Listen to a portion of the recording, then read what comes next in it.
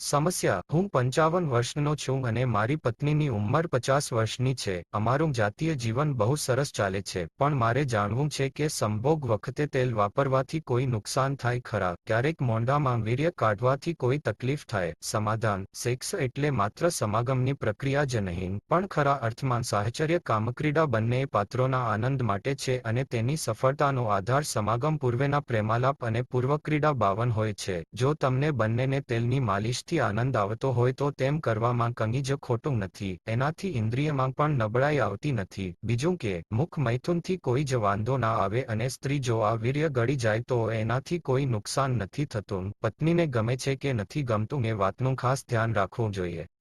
સમસ્યા: મારી ઉંમર 26 વર્ષની છે. થોડા મહિના પહેલા મારા લગ્ન થયા છે. મારે જાણવું છે કે માસિક સ્રાવ વખતે સેક્સ કરી શકાય? સમાધાન: માસિક સ્રાવના દિવસોમાં પણ તમને પતિ પત્નીને વાંધો ના હોય તો જાતીય સંબંધ રાખી શકાય છે, પણ માસિકના સમયે ચેપ લાગવાની શક્યતા સૌથી વધુ હોય. તેથી શક્ય હોય તો આ સમયે જાતીય સંબંધ ટાળવો અથવા નિરોધનો પ્રયોગ કરવો જોઈએ. સમસ્યા: મારી ઉંમર 25 વર્ષની છે. ઘરમાં મારા માટે છોકરી જોવાનું શરૂ કરી દેવામાં આવ્યું છે, પણ હું થોડો શરમાળ છું અને સેક્સ બાબતે મને બહુ જ્ઞાન નથી. શું વિવિધ આસન દ્વારા પત્નીને સંતોષ આપી શકાય? સમાધાન: મોટાભાગના યુગલો મેલ સુપિરિયર આસનમાં જ વર્ષોના વર્ષો સુધી સેક્સ માણતા હોય છે, એટલે જાતીય જીવનમાં પણ તમને અને તમારા સાથીને અનુકૂળ હોય તેવી સ્થિતિ અને આસનનો ઉપયોગ કરવો. કોઈવાર પરિસ્થિતિ પ્રમાણે પણ આસન બદલવા પડે છે, જેમ કે પત્ની પ્રેગ્નન્ટ હોય ત્યારે ખાસ ધ્યાન રાખવું જોઈએ. સગર્ભા અવસ્થાના છેલ્લા મહિનાઓમાં પેટ ઉપર વજન ના આવે તે જરૂરી છે,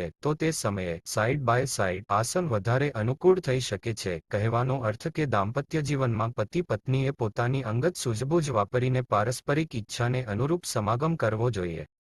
સમસ્યા: અમારા લગ્નને 14 વર્ષ થયા છે. અત્યાર સુધી અમે ગર્ભનિરોધક તરીકે નિરોધનો પ્રયોગ કરતા હતા, પણ 8 મહિના પહેલા પત્નીએ કુટુંબ નિયોજનનું ઓપરેશન કરાવ્યું છે. મારી પત્નીને ભય છે કે વધુ પડતા જાતીય સંબંધથી શરીરમાં વારંવાર વીર્ય જવાથી તેનું વજન વધી જશે. તો ખરેખર આવું થાય ખરું? સમાધાન: ના, ખરેખર તો આ ગેરમાન્યતા છે. હા, એ વાત સાચી કે વીર્યમાં ફ્રુક્ટોઝ નામની સુગર હોય છે, પણ ફક્ત વીર્યમાં રહેલા શુક્રાણુને પોષણ મળી રહે, હલનચલન થાય એ માટે જ તે પૂરતી છે. એક સ્ત્રીના વજનમાં એનાથી ફેર પડી જાય એવી તે શક્તિશાળી નથી હોતી. ઉલટાનું એક્ટિવ સેક્સ માણનારને તો એક વખતના જાતીય સમાગમમાં અંદાજે 150 કેલેરી ઓછી વપરાય છે. વળી, આ કેલેરી વીર્યને લીધે નહીં, પણ હલનચલન થવાથી ઓછી થાય છે. તેથી આવું કંઈ વિચારવાની બિલકુલ જરૂર નથી.